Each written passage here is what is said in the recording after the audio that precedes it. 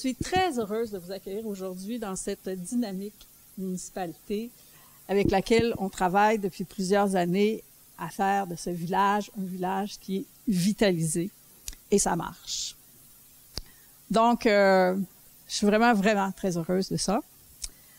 On a plusieurs invités aujourd'hui, vous le voyez, hein, c'est une conférence de presse qui attire son lot de curieux. Donc, Mario Biron, je t'inviterai à venir prendre la parole. Salutations tout le monde. On ne recommencera pas les salutations tout le monde. Considérez-vous tous comme salués. C'est avec beaucoup de fierté que nous vous recevons aujourd'hui à Saint-Stanislas pour vous dévoiler la deuxième phase de notre projet d'escalade. Ce projet est la suite logique d'une aventure qui a débuté en 2013 avec la transformation de notre église en centre multifonctionnel. À l'époque, nous avions perdu dépanneur puis notre restaurant comme plusieurs autres villages. L'église était de moins en moins fréquentée. Notre municipalité était considérée comme dévitalisée et je dirais même très dévitalisée. Notre population était en baisse constante.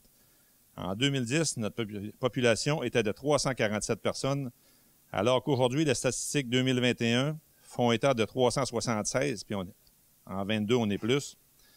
Une croissance de 8,3 %.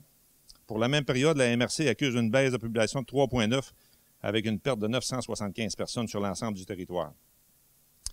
Si une petite municipalité comme la nôtre a été capable de faire une différence en redonnant une multitude de services à sa population, nous croyons que toutes les municipalités peuvent contribuer à mettre fin à la dévitalisation de notre grand et beau territoire.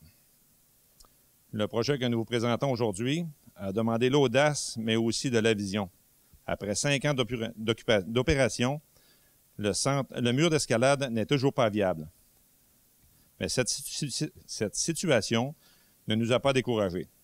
Elle nous a plutôt forcés à trouver une solution nous permettant d'atteindre l'équilibre budgétaire. La capacité d'accueil du mur d'escalade n'était pas suffisante pour nous assurer l'équilibre, mais avec cette nouvelle installation, nous pourrons accueillir jusqu'à 30 personnes à la fois, et ce, sans personnel supplémentaire. La salle de bloc est conçue pour que les utilisateurs soient en complète autonomie. Nous pourrons ainsi recevoir plus d'utilisateurs à la fois, mais aussi des groupes scolaires, des camps de jour, des regroupements familiaux et des fêtes d'enfants. Ce projet a nécessité un investissement de plus de 330 000 $, un montant qui représente presque la moitié de notre budget municipal. C'est un projet audacieux pour une petite municipalité, mais nos partenaires ont cru en nous et nous les remercions chaleureusement. Je vais laisser le soin à Marc Laprise, au président du comité porteur de développement de Saint-Stanislas, de vous les présenter un peu plus tard. Un projet de cette envergure prend aussi de l'huile de bras et de cerveau.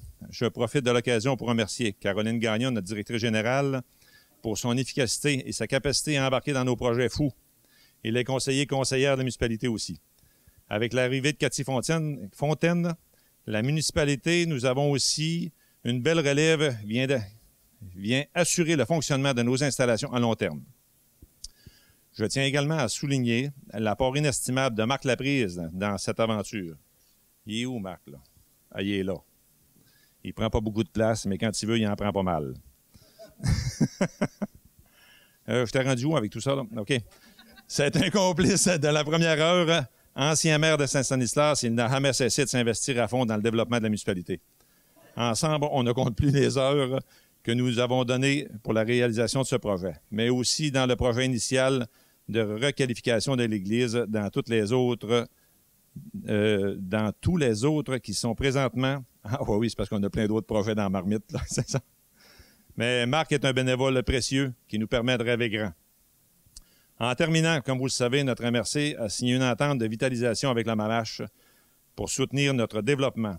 Ce n'est pas nécessairement une fierté de se voir étiqueté comme territoire dévitalisé, mais cet apport financier doit être vu comme une opportunité qui va nous permettre de consolider l'activité de notre territoire et augmenter l'installation de nouveaux arrivants.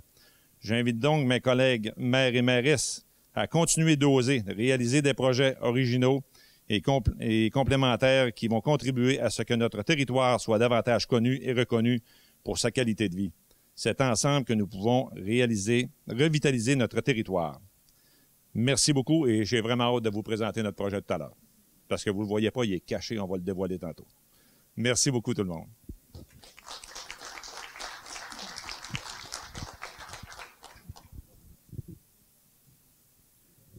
Alors, compte tenu que Mario a présenté Marc Laprise, Marc, je te céderai la parole à titre de président du comité porteur de développement de Saint-Stanislas, qui est gestionnaire, en fait, du centre multifonctionnel. Bonjour à tous et bienvenue chez nous. Le comité porteur de développement fait suite au pacte rural, entente qui a été signée entre les différents TMRC et le gouvernement du Québec. En juin 2002, chaque municipalité s'est dotée d'un comité et avait un budget dédié à différents projets. Les objectifs de ces fonds étaient, premièrement, de stimuler et soutenir le développement durable et la prospérité des collectivités rurales. Deuxièmement, assurer la qualité de vie des collectivités et renforcer leur pouvoir d'attraction. Troisièmement, soutenir l'engagement des citoyens et assurer la pérennité du monde rural. À Saint-Stanislas, les projets n'ont jamais manqué. Et le partage des montants entre les différents demandeurs s'est toujours fait dans l'harmonie. Carole en a été témoin à plusieurs occasions. Aujourd'hui est un bel exemple de réalisation qui concrétise les objectifs du pacte rural. Pour des projets de cette ampleur, il fallait s'adjoindre des partenaires. La même chose qui a été faite au début avec la transformation de l'Église, les partenaires ont été précieux dans la finalité du projet, afin que la réalisation soit possible au moindre coût pour les citoyens. On sait que les taxes, c'est toujours un sujet sensible. Je vous présente donc nos partenaires. La Société du Plan Nord pour un montant de 150 000 $. M. Rudy Prévost, qui est le représentant de cet organisme, je pense qu'il n'est pas présent. La Société a aussi été présente lors de la transformation de l'Église. La MRC Maria Chapdelaine, un autre partenaire significatif pour un montant de 104 861 $ via 3 fonds. Le Fonds de développement touristique, le Fonds de vitalisation au volet 4 et le Fonds de développement collectif. Pour les autres partenaires, aucun montant n'est inscrit. C'est voulu. C'est comme à l'école aujourd'hui, pas de notes, tous les élèves sont bons. Et pour nous, tous les montants sont appréciés et surtout soulignent l'importance que chacun de ces partenaires porte au projet de leur milieu. Le premier partenaire, bien sûr, la municipalité de Saint-Stanislas, la Corporation des jardins forestiers, qui au fil des jours, des années, je vous devrais dire, est là depuis 1995, a investi dans le milieu 460 000 $, à même les partenaires qui sont résolus et autres bénéficiaires de la forêt. C'est donc dire que pour un milieu comme Saint-Stanislas, l'ampleur de ce montant est significative. La Caisse populaire des jardins du nord du lac Saint-Jean, Marie-Claude Tremblay en est la représentante. Il y a aussi Produits forestiers résolus, qui est présent M. Charles Préfontaine, M. Pierre Gagnon. Ils ont donné des sous dans notre projet, mais aussi des matériaux, ce qui a diminué les coûts au final. La Société d'aide au développement des collectivités, la SADC, M. Jean-François Laliberté en est le représentant. Le regroupement Loisirs et Sports, RLS, M. Rémi Rousseau qui est là. Le comité porteur de développement, bien sûr, qui a mis un peu de sous dans le projet. Et je voudrais souligner la présence de M. Stéphane Stewart, qui est le promoteur, pas le promoteur, mais disons le constructeur de la partie des blocs qu'on va voir tantôt. C'est une fierté. C'est lui d'ailleurs qui a fait la première phase, le mur d'escalade. Merci à chacune de ces organisations et au plaisir de se reparler dans un futur prochain. En terminant, beaucoup de merci et de félicitations seront faits aujourd'hui. Personnellement, je veux souligner l'implication de Mme Caroline Gagnon, à titre de DG de la municipalité, qui trouve toujours le temps d'écouter nos projets en gestation. Merci aussi à Cathy, notre nouvelle agente locale et adjointe administrative. Merci aux conseillers municipaux qui adhèrent à ces projets. Je ne voulais pas trop parler de Mario, là, parce que je sais que le monde va tout le féliciter, là, mais en tout cas. Mais après ces bons mots à mon endroit, je suis quasiment obligé. En termes de hockey, je dirais que c'est un capitaine exceptionnel.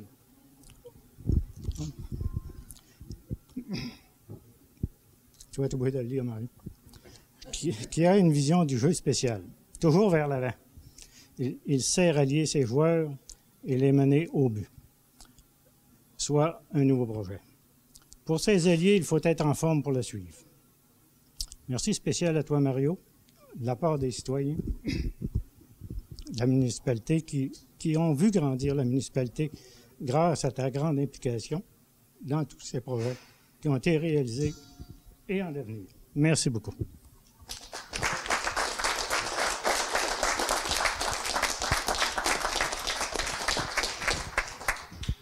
J'inviterai maintenant certains partenaires à venir prendre la parole. Donc, la première à venir, ce sera Marie-Claude Tremblay, directrice générale des Caisses populaires du Nord du Lac-Saint-Jean. Merci. Alors, je m'attendais pas à passer en premier, mais merci, Madame Richer, de cette attention. Alors, bonjour tout le monde. Vous êtes beaux à voir dans ce beau clocher transformé. Alors, c'est un plaisir pour nous, Desjardins, de renouveler ce partenariat-là. Nous étions là en 2017. Moi, je vais en nommer un peu des montants. À la hauteur de 10 000 $ pour cette belle revitalisation qui avait été pensée, créée par des gens d'ici avec un beau cœur sur la main. C'était beau d'entendre votre discours, monsieur. Vraiment beau. Et on est content d'être là pour la deuxième phase à la hauteur de 15 000 $ pour cette phase 2 de mur d'escalade que j'ai bien hâte de voir. Donc, les membres du conseil d'administration, moi je suis directrice générale de la Caisse du Nord du Lac-Saint-Jean, je vois qu'on est bien représenté, un bel affichage. On tient à souligner toute la créativité dont a fait preuve le milieu.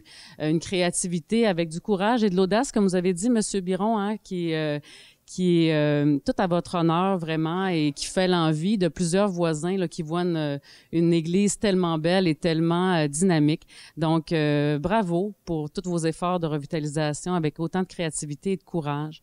Vous avez su nous impressionner. Donc, félicitations. Merci.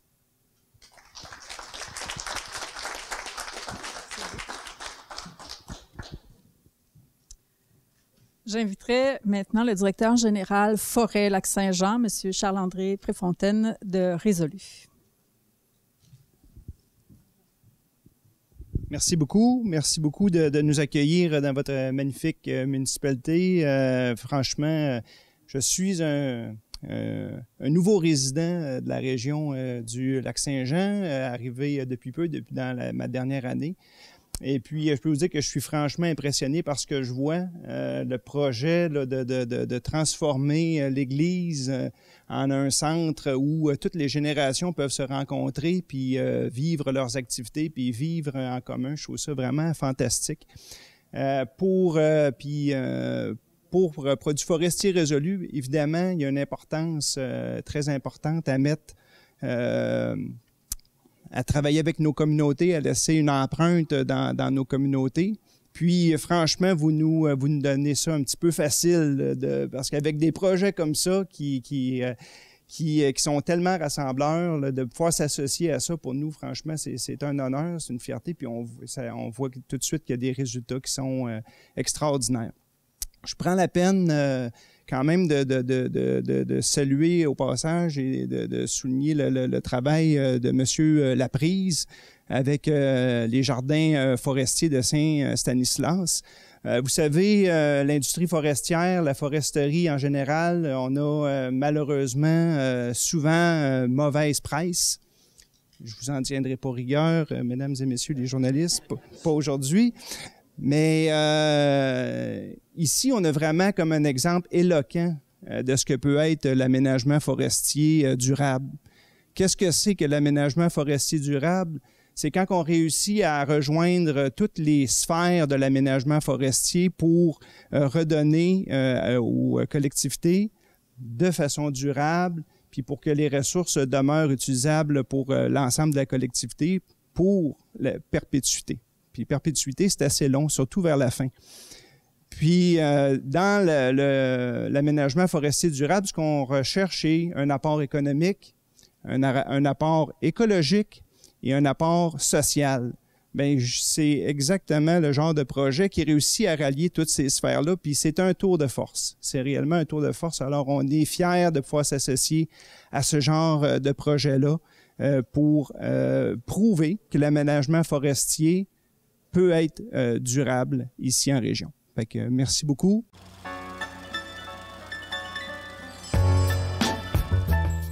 Portrait des familles d'ici est une émission de discussion intergénérationnelle qui fait entrer en dialogue nos aînés et leur descendance. Découvrez à chaque épisode une nouvelle famille de la MRC de Maria-Chapdelaine qui échange sur son passé et raconte comment les membres ont laissé leur marque dans leur municipalité.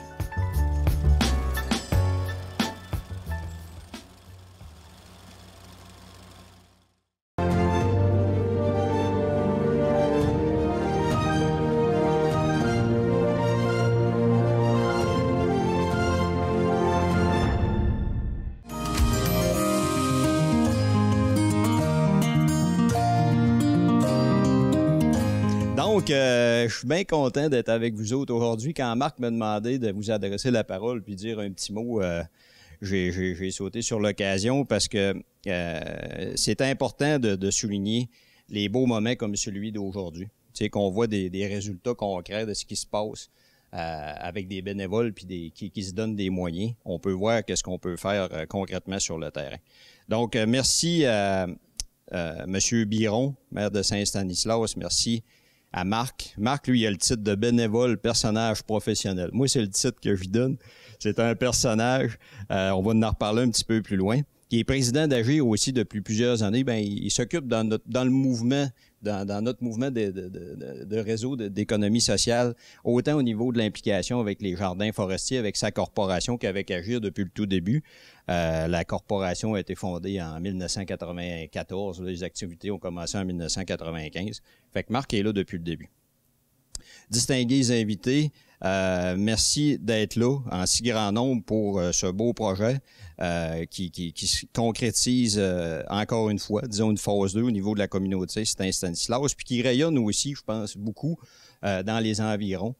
Je veux simplement ce matin, là, dans le fond, rappeler l'importance du groupe Agir puis de ses 12 corporations membres, qui sont tous des organismes sans but lucratif ayant pour objectif de maximiser les retombées socio-économiques dans leurs communautés respectives. Les retombées socio-économiques de nos activités forestières et de nos autres domaines d'activité, parce qu'Agir et les corporations travaillent aussi dans le domaine de l'environnement, de l'agro-environnement. On donne du service technique et professionnel dans différents domaines. D'Agir et de ses membres sont très significatifs pour notre milieu.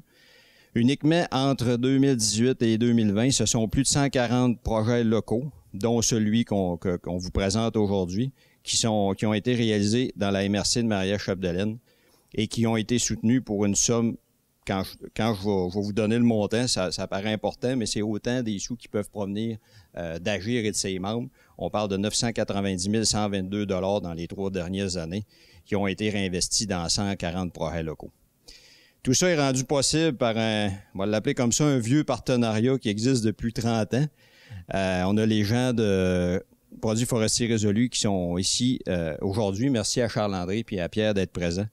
C'est important de le souligner. Au départ, c'était pas Produits forestiers résolus, là. Si on fait l'histoire, c'était Produits forestiers Alliance, c'était Donahue. Mais c'est unique comme partenariat, ça. Au Québec, au Canada, des partenariats entre des communautés que l'industrie forestière nous donne des opportunités d'affaires depuis 30 ans. C'est principalement ça qui permet de concrétiser des beaux projets comme celui-ci, mais comme tout plein d'autres qui se sont faits dans les 30 dernières années avec nos corporations. Agir collabore avec ses partenaires de l'industrie et œuvre comme entrepreneur forestier collectif, réinjecte dans les milieux via les profits, via l'usufruit qu'on en fait grâce à Agir et ses membres. Le Centre Haut-Clocher, c'est l'exemple parfait de ce qu'un milieu peut réaliser avec des moyens et surtout des bénévoles qui s'impliquent activement pour leur communauté. Je ne pouvais pas me présenter ici aujourd'hui sans profiter de l'occasion pour souligner l'implication d'une équipe de feu. Je pense que vous les connaissez déjà beaucoup, de 2 bénévoles qui forment une équipe gagnante. M. Mario Biron et M. Laprise, bravo encore et félicitations. Vous êtes une inspiration, je pense, pour tous les milieux environnants. Marc, tu t'impliques bénévolement depuis 28 ans au niveau des corporations puis d'Agir. puis tu fais partie des personnages, là. On en a d'autres sur notre conseil d'administration, mais les vieux personnages qui sont là depuis le début. Tu sais, l'initiative d'agir puis des corporations, ça a été soutenu aussi par le milieu, par la MRC, c'était le CLD à l'époque. Mais c'est ces personnages-là là, qui sont allés voir au début nos représentants à la MRC puis qui ont pu les convaincre. Fait que je pense que c'est pas... Tout le monde est content aujourd'hui des résultats que ça donne. Puis le modèle continue de grandir puis on va juste continuer de le pousser un petit peu plus loin. Fait que merci de m'avoir donné la parole. Puis encore une fois, je pense qu'on pourrait même se permettre de donner une belle main d'applaudissement à Mario puis à Marc pour tout le travail accompli. Merci encore tout le monde. 5 minutes top chrono, ça. Merci, Michel. J'inviterai maintenant le préfet de la MRC, Maria-Chamberlain, M. Luc Simard.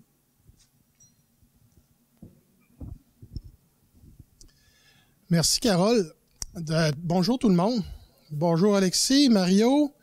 On n'a plus de député à l'Assemblée nationale, mais on a quand même une candidate qui est présente, là, Nancy. Merci d'être là. L'audace. L'audace, c'est une des valeurs qui avait été identifiée quand on a réalisé nos consultations à la MRC pour réaliser notre plan stratégique.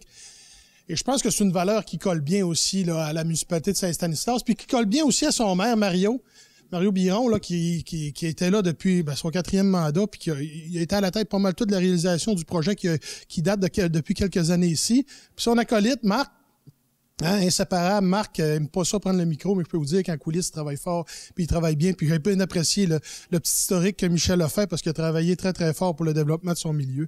Donc vraiment, là, une belle équipe. Quand je vois tout ce projet-là, moi, ça m'inspire tellement. On voit actuellement au Québec des églises là, où on donne une seconde vocation, puis on semble trouver que c'est des projets innovateurs fantastiques. Oui, mais ici, là, ça fait combien d'années, Mario? Ça fait 5 ans, 6 ans que vous êtes 5 ans que vous êtes là-dedans? Puis regardez ce qu'on a fait avec une église de village. Regardez comment que c'est beau. Puis regardez que le développement n'est pas terminé. On inaugure encore des nouveautés dans cette église-là. C'est vraiment là un des bels exemples au Québec, un des exemples les plus innovateurs au Québec de reclassification d'église, on peut dire, ou de donner une deuxième vocation à une église. Nous, la MRC, on a investi 104 861 $ dans ce projet-là. Donc, on a quasiment le tiers du projet. Puis tout ça, entre autres, 2 des fonds dans lesquels on a investi, ça provient aussi de nos centrales hydroélectriques qu'on a développées puis qui nous permettent d'avoir des leviers. On investit avec 3 fonds de développement. Puis oui, on s'est doté d'une structure de fonds assez complexe, mais quand on vient voir nos conseillers comme Carole, ils ont tous les outils pour être capables d'accompagner des projets comme ça puis de s'assurer que ces projets-là se réalisent. Puis ça, c'est pas rien, c'est très, très, très important. Mais je le dis tout le temps, à la MRC, on est là pour avoir un coffre d'outils, mais ça prend quelqu'un qui tient le marteau. Puis je dis pas ça parce que Mario est pas au marteau, mais ça prend quelqu'un qui réalise les projets. Ça prend quelqu'un qui est fait. Ça prend des municipalités qui ont de la vision, qui ont de l'imagination, qui veulent avancer, qui veulent développer. Donc, c'est pour ça que je suis particulièrement fier d'être ici. Puis ça démontre aussi à quel point nos ressources naturelles, c'est important pour notre développement. Puis on va en prendre le contrôle, on va en garder le contrôle, la mise en valeur de ces ressources naturelles-là. C'est vrai pour la ressource énergétique, je viens de le mentionner. Michel a parlé beaucoup de forêts, puis c'est pas pour rien, parce qu'on a aussi un gros projet de forêt habitée qu'on veut travailler. Puis on veut mettre en valeur cette forêt-là, puis on veut en retirer encore plus d'usufruit, puis se servir de cette forêt-là comme un outil, puis un levier de développement, puis agir. Son partenaire, sont un des membres de ce projet-là. Les corporations aussi, Marc, avec les jardins forestiers de Saint-Stanislas. Puis Résolu va être un partenaire aussi là-dedans parce qu'on veut travailler avec les partenaires industriels qui sont là sur le territoire. Donc, on a vraiment un beau projet.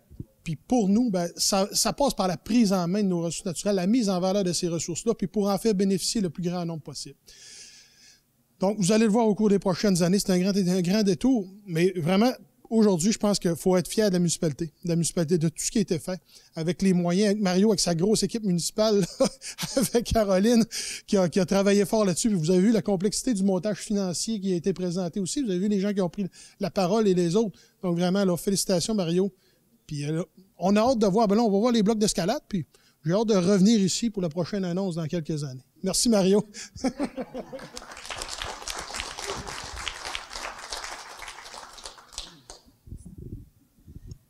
En terminant, j'inviterai le député du Bloc québécois de la circonscription Lac-Saint-Jean, M. Alexis Brunel-Duceppe. Bon, ben merci. Je pense que d'abord, je veux te saluer, Mario, M. Labrie. Je veux saluer tout le monde, Luc, Marie-Claude, les gens de Résolu. Il y a plusieurs élus. Merci à tout le monde d'être là présentement. Nancy, candidate à l'Assemblée nationale.